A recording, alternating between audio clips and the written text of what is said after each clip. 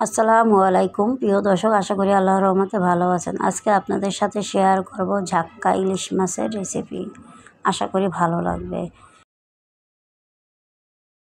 আমি মাছগুলো ভালো করে কেটে ধুয়ে নিয়েছি। এখন এখানে দিয়ে দিয়েছি 1 চামচ হলুদের গুঁড়ো, 1 চামচ মরিচের গুঁড়ো, দিয়ে দিয়েছি স্বাদ মতো লবণ, দিয়ে মাছটাকে ভালো করে মেখে নিচ্ছি। মাখা যখন হয়ে যাবে আমি একটা প্যানে তেল বসিয়ে দিচ্ছি। তেলটা গরম হয়ে গেছে, আমি এখন দিয়ে দেব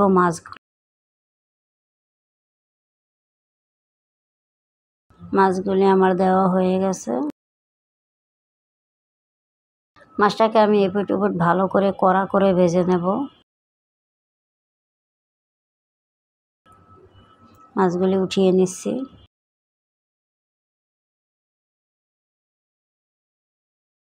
এইভাবে আমি সব মাছগুলি ভেজে নেব। এখন আমি দিয়ে দিছি একটা কড়াই, দিয়ে দিচ্ছি তেল। তেল গরম হয়ে গেলে আমি দিয়ে দিছি 2 চামচ পেঁয়াজ বাটা, 1 চামচ রসুন বাটা, 1 চামচ আদা বাটা দিয়ে আমি একটু নাড়াচাড়া করে নেব। এখন দিয়ে দিছি 1 চামচ হলুদের গুঁড়ো, 2 চামচ মরিচের গুঁড়ো, দিয়ে দিছি স্বাদ মতো লবণ, একটু দিয়ে দিচ্ছি জিরার গুঁড়ো, ধনিয়ার গুঁড়ো, হালকা করে একটু পানি দিয়ে মশলাটা ভালো করে কষিয়ে নেব। এই যে আমার মশলাটা দিয়ে তেল ছেড়ে গেছে। আমি দিয়ে দিচ্ছি 250 গ্রামের মতো আলু, 250 গ্রামের মতো সিম,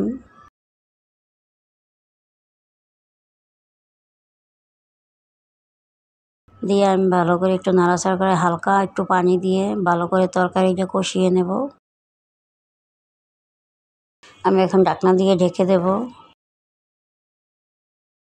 ঢাকনাটা উঠিয়ে আমি ভালো করে আবার নাড়াচাড়া করে নেব। কত সুন্দর একটা কালার আসছে। তরকারিটা কষানোর ভিতরে এই স্বাদ ভালো আসে। আমি এখন দিয়ে দেব এখানে একটু গরম পানি। গরম পানি দিয়ে একটু জাল করে আমি মাছগুলো দিয়ে দেব। দিয়ে আরও 10 মিনিটের মতো রান্না করে নেব।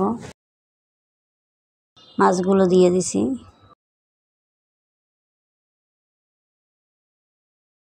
দিয়ে দিছি 4-5টা কাঁচামরিচ।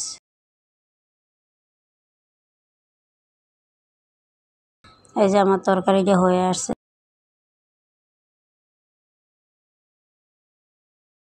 আমার মাছগুলো হয়ে গেছে, আমি মাছ উঠিয়ে নিচ্ছি। এই যে দেখেন কত সুন্দর কালার, অবশ্যই বুঝতে পারছেন কেমন। এরকম একবার বাসায় ট্রাই করে দেখবেন, অবশ্যই কেমন হয়েছে কমেন্টে জানাবেন। যদি ভালো লাগে ভিডিওটি শেয়ার করে দেবেন। আল্লাহ হাফেজ।